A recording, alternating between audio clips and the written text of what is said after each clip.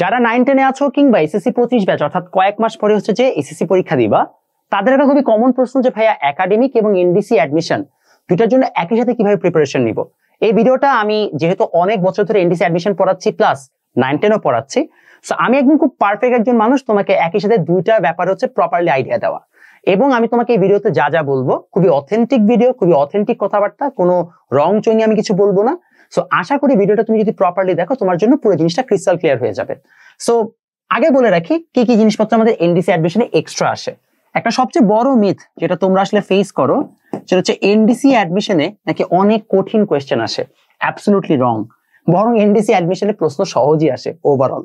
হ্যাঁ, কিছু কিছু জিনিস আমাদের হচ্ছে যে একটু কয়েকবার আমি দেখেছি এক্সক্লুসিভ ম্যাথ আসছে, বাট এই এক্সক্লুসিভ ম্যাথ তুমি যদি নাও পারো এমন না যে তোমার হচ্ছে চান্স মিস হয়ে যাবে। সো ওইটাকে সেন্টার করে খুব অ্যাডভান্স প্রেপ যারা নিতে যায় তারা অযথাই ধরা খায়। বাট এনডিসি প্রতিবার যেটা করে সেটা হচ্ছে যে ওরা কম টাইমে তোমাকে বেশি কন্টেন্ট লিখতে দেয়। এটার কারণে যেটা হয় যে তুমি চিন্তা করার সময় কম পাও, তোমার যদি একদম নখদর্পণে না থাকে তাহলে তুমি একটু ধরা খেয়ে বসে থাকো, এবং এই জন্যই আসলে মেইন চ্যালেঞ্জটা হয়ে যায়। প্রবলেম হচ্ছে যদি আমি প্রিটি শিওর যদি এসএসসি পরীক্ষার পর দিন তোমার হচ্ছে যে এনডিসি পরীক্ষাটা হইতো না তাহলে তোমার রেজাল্ট কিন্তু অনেকটাই চেঞ্জ আসতো। বাট ওই 3 মাসে অনেক স্টুডেন্টই ঠিক মতো পড়ে না, পড়া দরকারও নেই, আমি নিজেও কিন্তু পড়ি নাই, বাট অনেকে ভুলে যায়, এটা একটা খুবই কমন সমস্যা।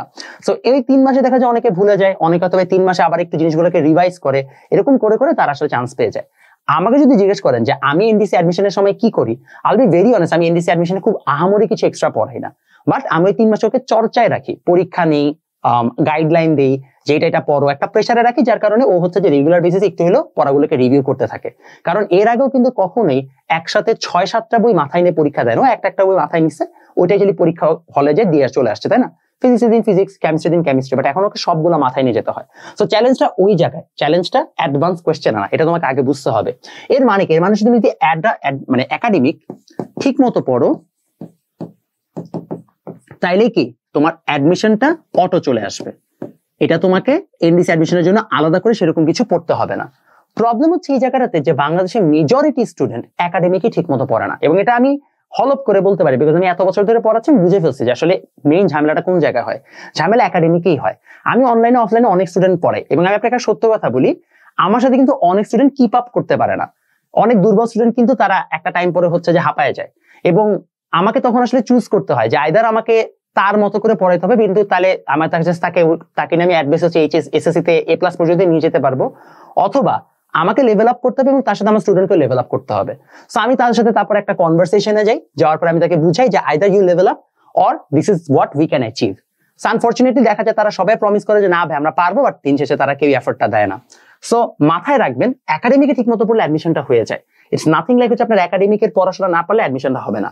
প্রবলেম হচ্ছে অন্য জায়গায়, প্রবলেম হচ্ছে আপনি একাডেমিকে পড়বেনটা কি, এটাই মেজরিটি স্টুডেন্ট বুঝে না। সো এই জিনিসটা আমি আপনাদের আজকে একটু ভালো করে বুঝাবো যে আপনি একাডেমিকে কি কি পড়তে পারেন। প্রথমত একাডেমিকে যখন আপনি পড়তেছেন, remember one simple thing, basic ঠিক মতো মানে কভার করবেন। যারা 25 ব্যাচ আছেন তাদের তার বেসিক কভার করার কিছু নাই, তারা ভাইয়া হচ্ছে যে বোর্ড এমসিকিউ আর বোর্ড সিকিউ ঠিক মতো সলভ করলেই ডান। এখন বেসিক বলতে আমি কি বোঝাচ্ছি, এনডিসি অ্যাডমিশনের 24 সালে মোস্ট প্রবাবলি 23 বা 24 একটা খুব সুন্দর প্রশ্ন আসছে।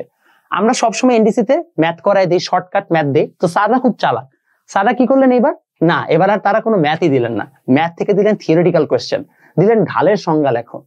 এখন ঢালের সংজ্ঞা খুব একটা কঠিন কিছু না, তাই না? বাট আমি তোমাকে গ্যারান্টি দিতে পারি বাংলাদেশের একটা হিউজ অ্যামাউন্ট অফ স্টুডেন্ট ঢালের সংজ্ঞা ঠিক মতো পারেই না, বুঝেই না। ঢালের ম্যাথ পারে y1 y2 - y1 বা x2 - x1, বাস ম্যাথ শেষ, ডান। কেন আসছে কি আসছে কিচ্ছু জানে না, এই কারণে ক্রিটিক্যাল সিচুয়েশন তার এটা মনে পড়ে না, বাস ঢালের সংজ্ঞা আসছে, অর্ধেক বেশি স্টুডেন্ট পারে না। এবং এটাই হয় ইন মোস্ট কেসেস, যে বেসিক থেকে যখন কোয়েশ্চেনে নাড়া দেয় তখন তারা পারে না। ঢালের সংজ্ঞা কিন্তু কঠিন কিছু না, এটা তো সবার জানার কথা, বাট বেসিক কোয়েশ্চেন অনেকে জানে না। সো বেসিক ভালো করে ক্লিয়ার করতে হবে। বেসিক ভালো করে ক্লিয়ার করার জন্য বাংলাদেশে তো আনফরচুনেটলি আপনার কাছে ভালো মেটেরিয়াল নাই, সো আপনাকে একটু ভালো মতো কি করতে হবে, টিচারের কাছে পড়তে হবে। ফাইন্ড আ গুড টিচার যে তোমাকে বেসিকটা ক্লিয়ার করে দিবে। খালি টিচার তোমাকে বোর্ড কোয়েশ্চেন সলভ করে দিল, এটা কোনো প্রপার পড়ানোর মেথডই না। ইনফ্যাক্ট আমি প্রেসারে না পড়লে, বিশ্বাস করে একদম হলপ করে বলতেছি, আমি জীবনেও আমার ক্লাসে বোর্ড কোয়েশ্চেন সলভ করাইতাম না। আমি কেন বোর্ড কোয়েশ্চেন সলভ করাবো? এটা তো স্টুডেন্টের কাজ। একটা স্টুডেন্টকে যদি আমি গিলে সবকিছু খাওয়াই দিই তাহলে ও করবেটা কি? আমি ওকে বোর্ড কোয়েশ্চেনও সলভ করে দিব, আমি ওকে ক্লাসে বসে এমসিকিউ দাগাই দিব, তোর পরীক্ষাটাও আমিই দিয়ে আসি, ও আর পড়তেছে কেন? ও তো খামাকাই আসছে, কষ্ট করে টাকা দিতে তো সবই করে দিই আমি। এভাবে পড়াশোনা হয় না। যেটা এখন শুরু হয়েছে সেটা পড়াশোনা না, এটাকে বলে স্পুন ফিডিং। পড়াশোনার সিস্টেম হচ্ছে আমি ক্লাসে আসবেন, আপনি আমি বেসিক শিখাই দিব, আপনাকে ম্যাথ কয়েকটা করাই দিব টাইপ ওয়াইজ, আপনি ওইটার মতো করে এখন বাসায় যে নিজে বোর্ড কোয়েশ্চেন সলভ করবেন, করে আমাকে দেখাবেন আচ্ছা ভাই আমি এটা পারি না, এটা আমাকে এখন করে দেখান। যদি না হয় আমি বলে দিচ্ছি এটা সত্যি কথা মিলাই নিয়েন, আপনার কাছে মনে হবে যে আপনি সবই পারেন, বিকজ ক্লাস আপনাকে সব করে দেওয়া হচ্ছে। পরীক্ষার হলে যান, যে ছেলেটা পড়ে গেছে শুধুমাত্র সেই পারবে, আপনি জায়গা মতো ধরা খাবেন। এবং এটা আমি বলতেছি জাস্ট আউট অফ ফ্লুক না, আমার কাছে স্ট্যাটিস্টিক্যাল ডেটা আছে, গত 6 বছর ধরে আমি দেখে আসতেছি এই জিনিসগুলো। সো দয়া করে এই জিনিসগুলোর ব্যাপারে সিরিয়াস হন। সো বেসিক ঠিক করেন, বোর্ড এমসিকিউ সিকিউ নিজে সলভ করার চেষ্টা করেন, এবং ফাইন্ড আ গুড টিচার যে তোমাকে বেসিকটা ঠিক মতো শিখাই দিবে। ঢাল কি এই জিনিসটা যেন সে তোমাকে একদম মুখস্থ করে বুঝায় দেয়, যাচ্ছে এই জিনিসটা হচ্ছে ঢাল, তুমি যেন ফিল করতে পারো। যদি সেটা না হয় তাহলে তোমার পড়াশোনার সমস্যা থাকবে। Number 2, board question solve. বিশ্বাস করেন যদি আপনি বোর্ড কোয়েশ্চেন সব সলভ করতে পারেন তাহলে আপনার জন্য ডান হয়ে যাবে। আমি যখন গতি চ্যাপ্টারটা পড়াচ্ছি এখন 9-10 এর বাচ্চাদেরকে, ওদেরকে আমি দেখাইছি যে তোমাদের যে নর্মাল ক্লাসে আমি ম্যাথ করেছি তার থেকে বোর্ড কোয়েশ্চেন আরো টাফার, এবং বোর্ড কোয়েশ্চেন যথেষ্ট টাফ। বোর্ড কোয়েশ্চেন যখন সলভ করতে যায় তখনই বাচ্চারা বুঝে যায় আরে খবর আছে, এটা এত সহজ না। সো বোর্ড কোয়েশ্চেন অনেক কঠিন আসে বাংলাদেশে, আপনি যদি বোর্ড স্ট্যান্ডার্ড প্রিপারেশন নেন তাহলে কিন্তু ডান হয়ে যায়। But I can guarantee majority মানুষজন একটা বোর্ড কোয়েশ্চেন ধরাই দেন সলভ করতে পারবে না। তারা বোর্ড কোয়েশ্চেন সলভ করা শিখে লাস্ট মোমেন্টে এসে, এসএসসি 25 ব্যাচ যারা, তারা এখন এসে টেস্ট পেপার খুলতেছে না। টেস্ট পেপার আগে কালেক্ট করবেন, বোর্ড কোয়েশ্চেন আগে সলভ করবেন। বোর্ড কোয়েশ্চেন নাকি আবার অনেকে খুঁজে পায় না, আমি এটা শুনে অবাক হয়েছি। জেনজি না তোমরা?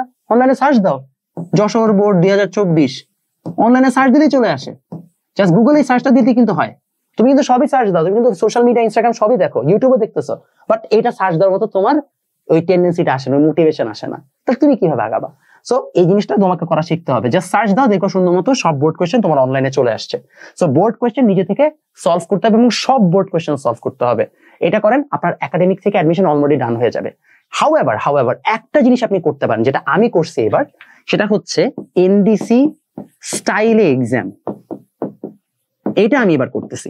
যেমন আমি আমার অফলাইন ব্যাচে একটা এক্সাম নিয়েছি সেদিন ফিজিক্সে, ওদেরকে আমি 10টা ম্যাথ ছোট জায়গায় 50 মিনিটে করতে দিছি, এবং ওইটা হচ্ছে একটা এনডিসি স্ট্যান্ডার্ড এক্সাম। আসলে এনডিসি স্ট্যান্ডার্ড না, বাট ওই যে আপনাকে শর্ট জায়গায় শর্ট টাইমে তাড়াতাড়ি চিন্তা করে ম্যাথ করতে হচ্ছে, এইটা হচ্ছে যে প্রিপারেশন। সো এরকম কিছু মডেল টেস্ট দেওয়ার চেষ্টা করেন, যে এনডিসি স্টাইলে আপনি এখন থেকে প্রিপারেশন নিচ্ছেন। ও কিন্তু 9-এ পড়ে, বাট এই যে এখন থেকে ও প্রেশারটা নিয়ে এক্সাম দেওয়ার একটা পরিবেশ ফিল করলো, এটা ওকে পরবর্তীতে হেল্প আউট করবে। সো এই জিনিসগুলো আপনারা চাইলে ট্রাই করতে পারেন।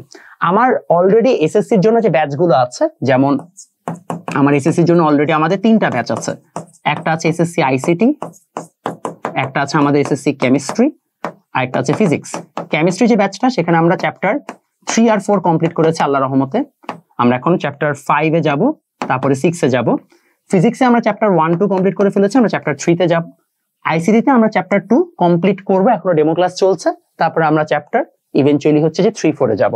সো এই হবে হচ্ছে যে আমাদের কোর্সের হচ্ছে যে ডিটেলস, আমরা যে কোর্সে আছি, কোর্সে এনরোল করার জন্য আমাদের এখানে যোগাযোগ করতে পারেন। আর বারবার বলছিলাম না বেসিক ঠিক করতে হবে, এই বেসিক ঠিক করার জন্য আমরা কিন্তু 3টা বই লঞ্চ করেছি, একটা এসএসসি কেমিস্ট্রি, একটা এসএসসি ফিজিক্স, একটা এসএসসি আইসিটি, আর আরেকটা হচ্ছে এসএসসি গাণিতিক ফিজিক্স। 4টা বই। এই 4টা বই আপনারা যদি অর্ডার করতে চান তাহলে এখান থেকে অর্ডার করে ফেলতে পারেন। অলরেডি কেমিস্ট্রি বই স্টক আউট হয়ে গেছে, আমরা আবার রিস্টক করেছি। ফিজিক্স বইয়ের অবস্থাও তাই, আইসিটি এখনো আছে, মাত্র নতুন আসছে। সো হোপফুলি এটা হচ্ছে যে আপনাদের বেশ ভালো হেল্প করবে। অবশ্যই যোগাযোগ করে আমাদের কোর্সগুলোতে এনরোল করতে পারেন।